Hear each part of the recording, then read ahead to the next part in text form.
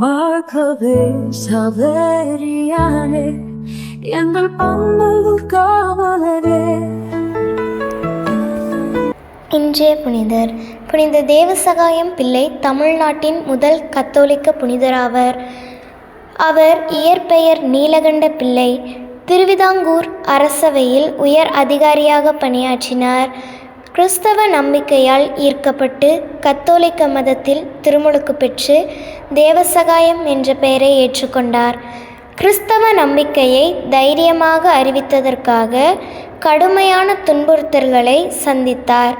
சமூக அநீதிகளுக்கு எதிராகவும் கடவுளின் முன்னிலையில் அனைவரும் சமம் என்ற உண்மையை வாழ்ந்து காட்டினார்.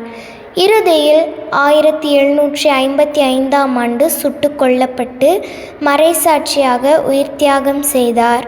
2022 திருத்தந்தை பிரான்சிஸ் அவர்களால் புனிதராக அறிவிக்கப்பட்டார்.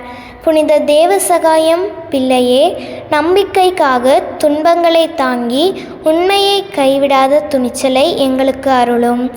அநீதிக்கு எதிராக நியாயத்தை நிலைநாட்டவும் எல்லா சூழ்நிலையிலும் கிறிஸ்துவை சாட்சியாக வாழவும் எங்களை வழிநடத்துங்கள்.